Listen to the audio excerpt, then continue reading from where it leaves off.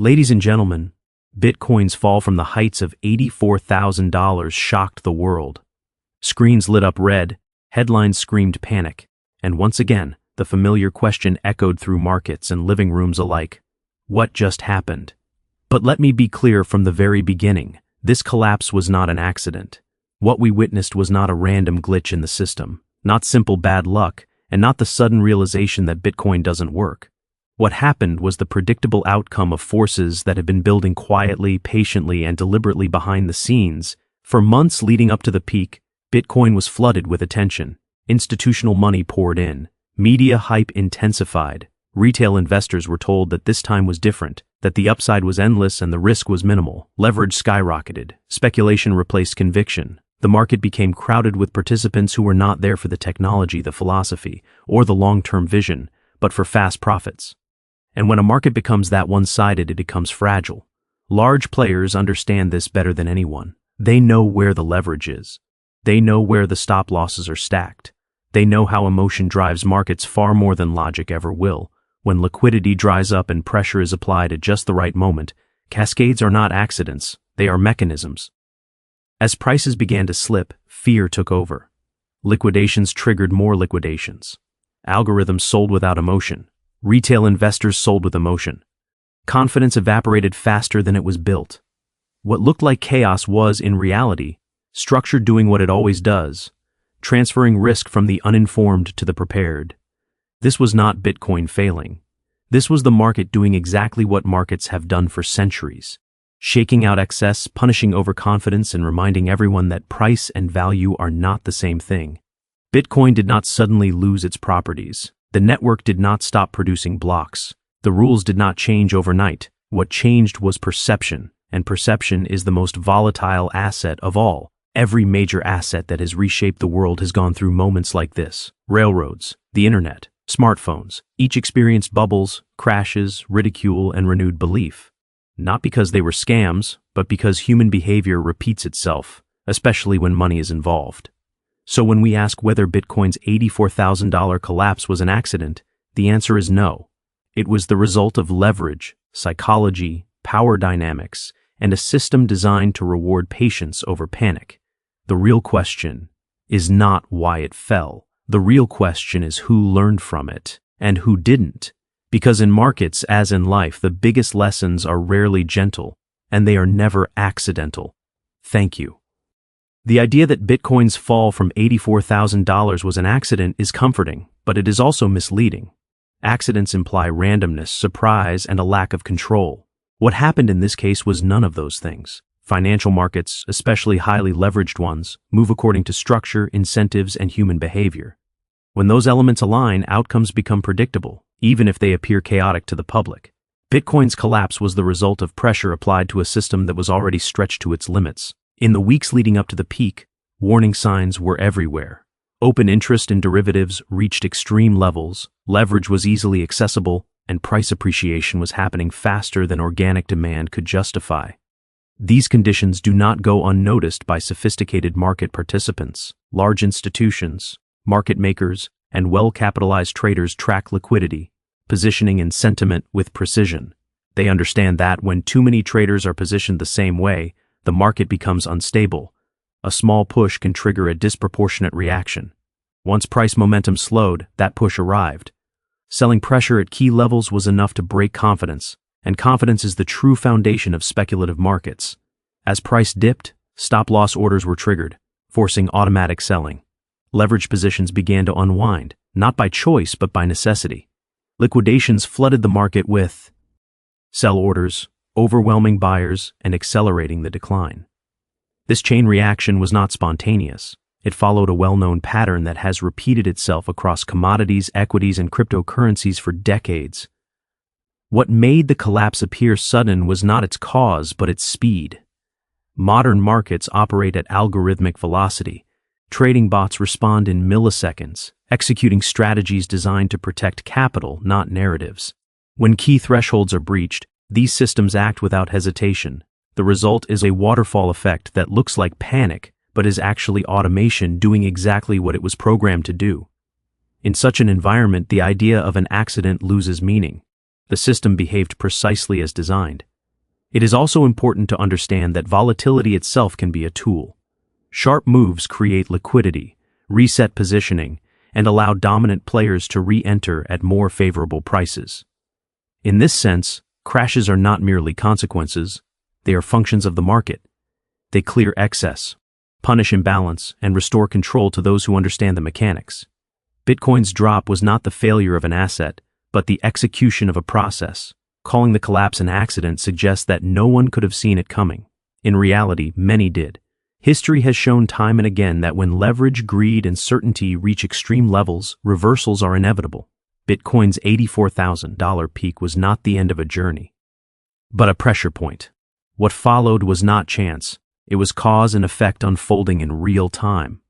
In the build-up to Bitcoin's peak, the market was no longer driven primarily by belief in the asset itself, but by the expectation of rapid gains.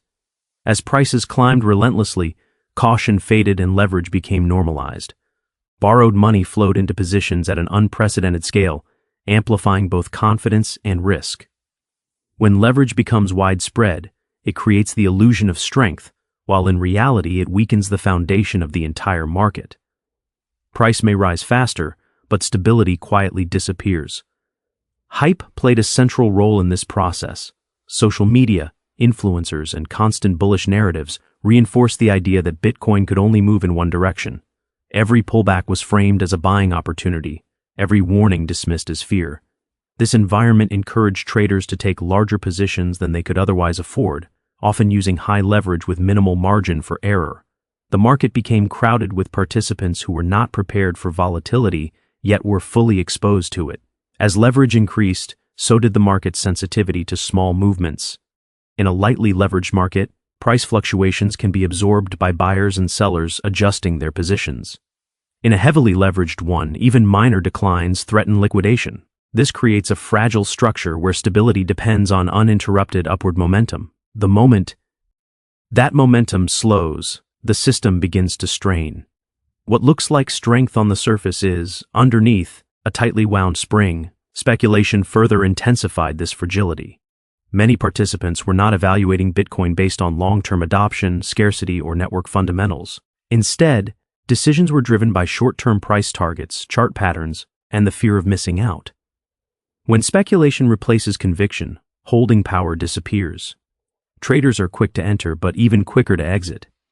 This lack of commitment means there is little real support when prices start to fall. The combination of hype, leverage, and speculation creates a feedback loop. Rising prices validate risky behavior, which attracts more participants willing to take on even greater risk. Platforms respond by offering higher leverage, making it easier for traders to magnify exposure. Each new layer of leverage adds fuel to the system, but also increases the potential for collapse. By the time Bitcoin reached its peak, the market was no longer resilient. It was overextended. When conditions like these exist, a correction is not just possible, it is inevitable. Excess leverage must be unwound, and speculation must be flushed out. This process is rarely gentle. The sharper the rise, the more violent the reset. Bitcoin's decline exposed how thin the market's support truly was once the hype faded. Buyers stepped back, sellers rushed in, and leveraged positions collapsed under their own weight. The fragility was not caused by Bitcoin itself, but by how it was being traded. An asset does not need to change for its price to fall dramatically, only the behavior of its participants does. In this case, excessive hype and leverage turned a powerful market into a vulnerable one, setting the stage for a collapse that was built long before the first red candle appeared. In every financial market, there exists a sharp divide between those who react to price and those who understand what moves it. Large institutions, professional traders, and market makers operate with a level of insight that goes far beyond charts and headlines. They study positioning, liquidity, sentiment, and behavioral patterns because markets are ultimately driven by human emotion expressed through numbers. When fear and greed become concentrated, they create opportunities that experienced players know how to exploit. Market psychology leaves footprints. Stop-loss orders cluster around obvious technical levels. Liquidation prices can be estimated by tracking leverage and open interest. Retail sentiment becomes visible through funding rates, social media tone, and volume patterns. None of this information is hidden. It is publicly available but rarely interpreted correctly by inexperienced participants. While many traders focus on predicting where price should Go. Large players focus on where pain will occur. Once a market becomes overcrowded on one side, the imbalance itself becomes the signal. When optimism reaches extremes, it often means most potential buyers have already bought. At that point, the path of least resistance shifts. A relatively small amount of capital, deployed strategically, can move price just far enough to trigger emotional responses. This is not manipulation in the dramatic sense people imagine. It is the natural consequence of scale and positioning. Those with deeper liquidity simply have more influence over short-term direction. When price begins to move against the crowd, psychology takes over. Traders hesitate, hoping for a bounce. As losses grow, denial turns into anxiety. The moment key levels break, that anxiety becomes fear. Fear forces action. Stop losses are hit, margin calls occur, and positions are closed at the worst possible moment. Each forced sale adds pressure, validating the fear and pulling more participants into the same reaction. What began as a controlled move becomes a self-reinforcing cascade. Large players understand this sequence intimately. They are not guessing how the market will feel, they are anticipating it. They know that markets do not move smoothly from euphoria to calm. They move through shock. By applying pressure at moments of maximum vulnerability, they allow psychology to do most of the work. The crowd believes it is choosing to sell when in reality it is responding. Predictably to stress. Algorithms amplify this dynamic. Many trading systems are designed to exit positions when volatility increases or momentum reverses. These systems do not consider narratives or long-term value, they react to signals. When human fear aligns with algorithmic rules, selling accelerates rapidly. Large players account for this behavior in advance, knowing that once certain thresholds are crossed, momentum will take over without further intervention. This is why crashes often feel sudden and overwhelming. To those inside the move, it feels like the market has lost all logic.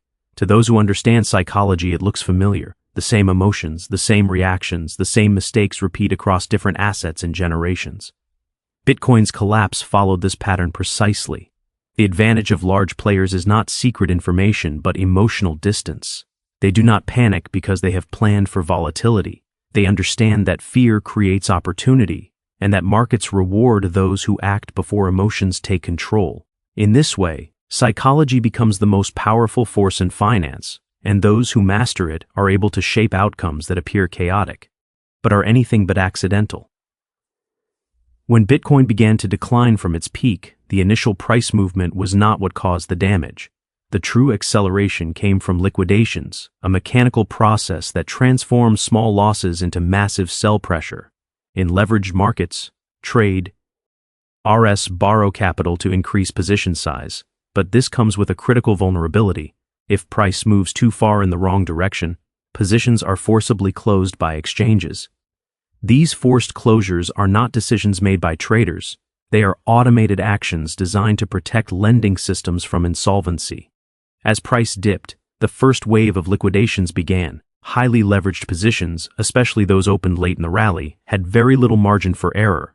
When their liquidation thresholds were reached, exchanges sold their positions into the market at any available price. These market sells added sudden, aggressive pressure, pushing price lower. That decline then triggered the liquidation levels of the next group of traders, creating a domino effect. Each wave fed the next, turning a pullback into a rapid collapse.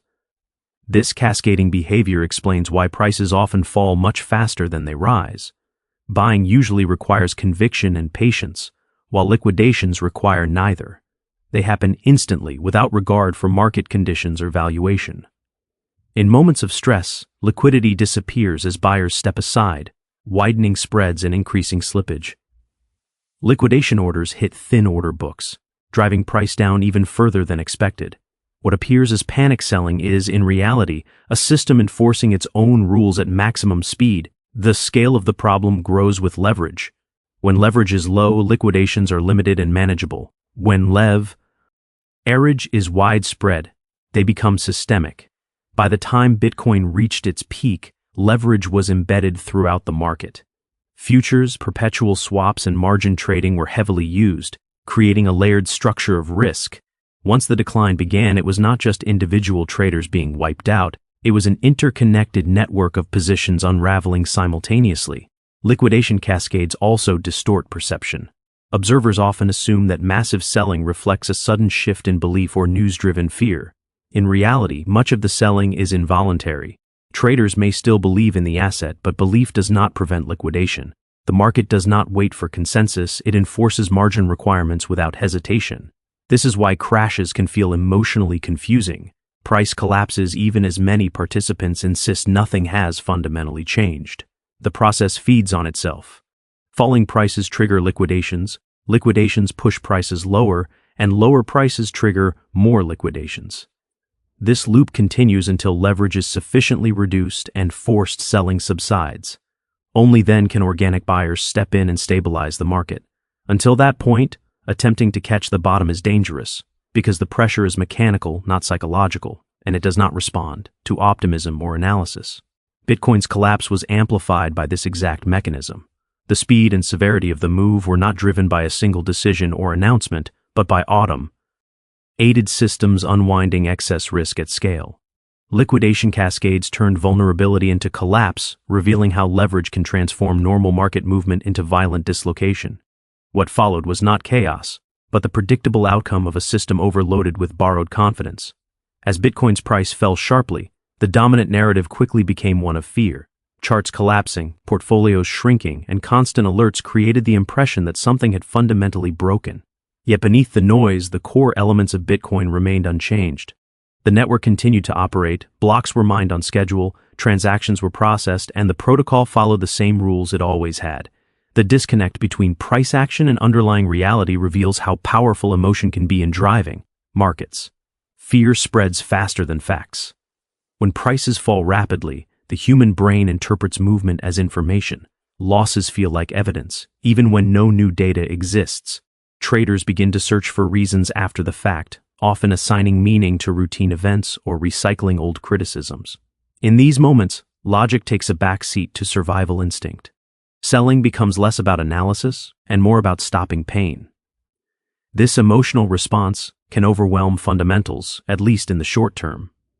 Bitcoin's fundamentals are not tied to daily price fluctuations. Its scarcity, issuance schedule, decentralized architecture, and censorship resistance do not weaken because the market sells off. Hash rate does not collapse simply because sentiment turns negative. Developers do not abandon the protocol because of volatility. Yet during sharp declines, these facts are overshadowed by fear-driven narratives that suggest the asset itself is failing. Price becomes the sole measure of truth, even when it reflects panic rather than reality. This dynamic is not unique to Bitcoin. Financial history is filled with examples of assets being punished far beyond what fundamentals would justify. Stocks of profitable companies have collapsed during market crashes, only to recover once emotion subsided. In Bitcoin's case, the effect is amplified because it lacks traditional valuation anchors. Without earnings or balance sheets, participants rely heavily on narrative, making sentiment even more influential. When confidence breaks, fear fills the vacuum. Fear also feeds on uncertainty. Many participants do not fully understand how Bitcoin works, only that its price was rising. When that rise reverses, their lack of conviction becomes exposed. Without a strong foundation of belief, they interpret volatility as danger rather than opportunity. This leads to reactive selling that has little to do with the asset's long-term prospects. The market becomes dominated by short-term thinking, where survival today outweighs belief in tomorrow. Meanwhile, those who focus on fundamentals view the situation differently. They recognize that networks, not prices, define Bitcoin's strength.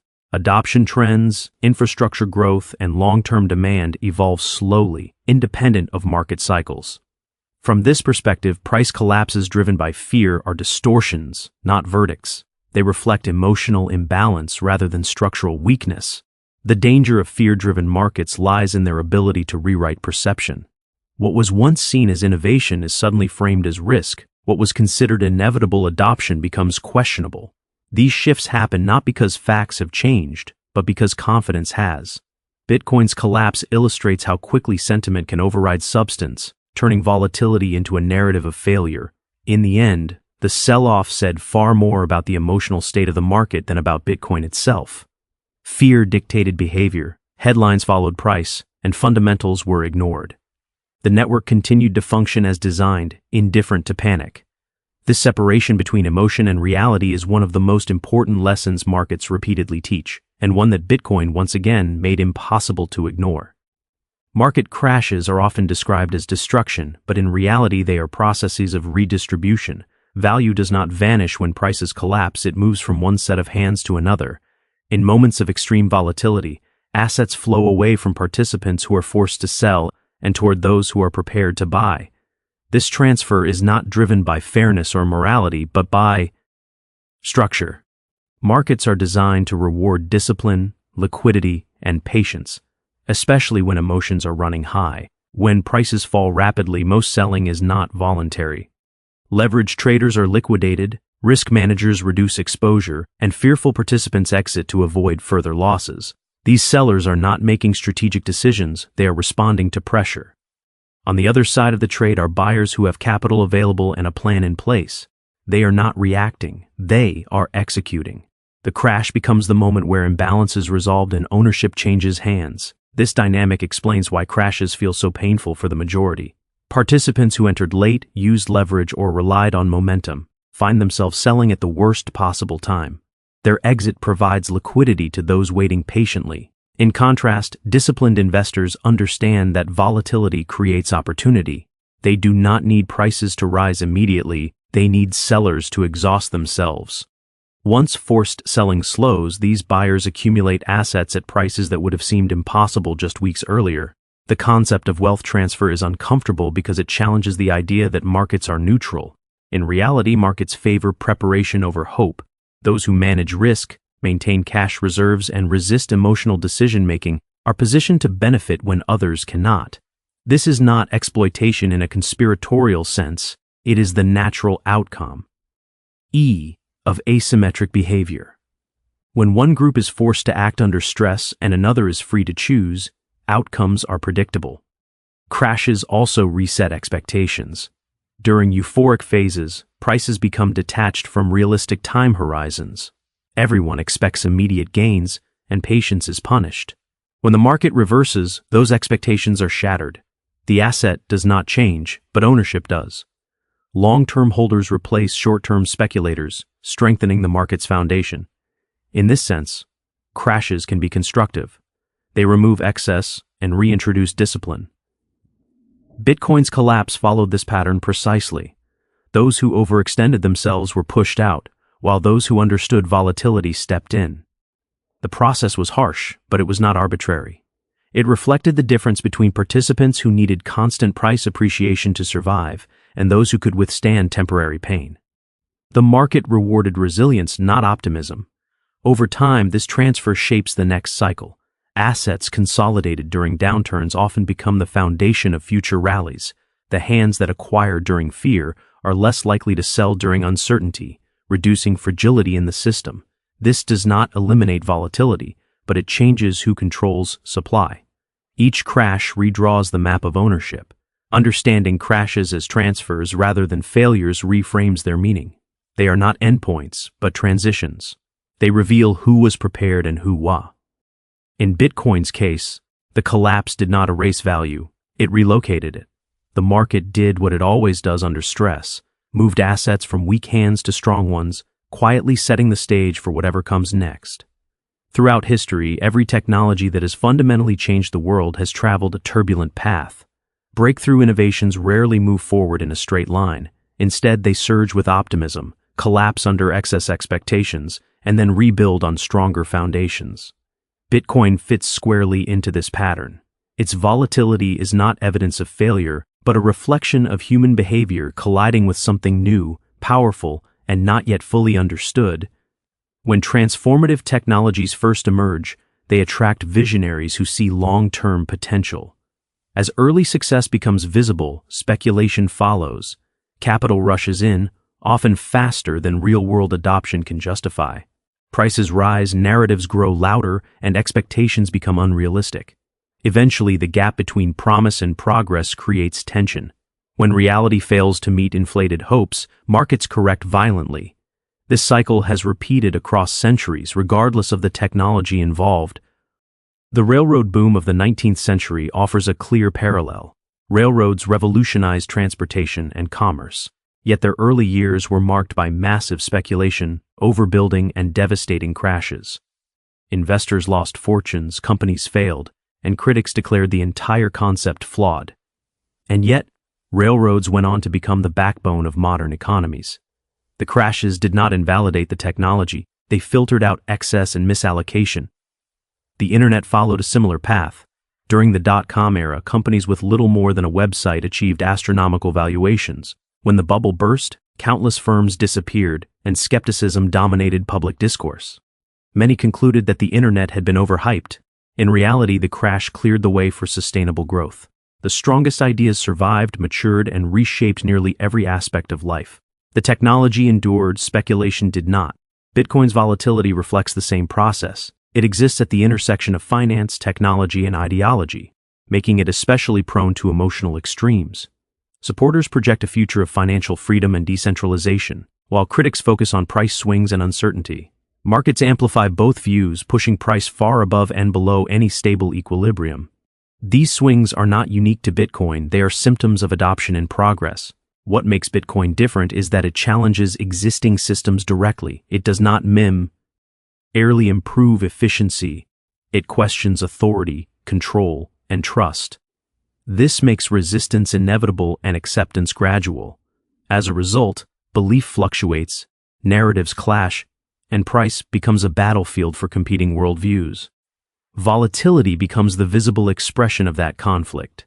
Each boom and bust cycle forces the ecosystem to evolve. Infrastructure improves, regulations adapt, and participants become more sophisticated. Weak projects fail, while stronger ones persist. With each crash, Bitcoin sheds speculative excess and attracts participants who understand its long-term implications. The market becomes more resilient, even as volatility remains. Seeing Bitcoin's collapse as part of this broader historical pattern changes its meaning. It is not a warning sign of collapse, but a marker of growth. Innovation is never comfortable and progress is rarely smooth. Markets swing because people do, between hope and fear, certainty and doubt. Bitcoin's journey mirrors the path of every disruptive technology that came before it. Volatility is the cost of transformation. The crashes are not anomalies, they are chapters in a longer story, shaped not by the failure of the idea but by humanity learning how to live with it.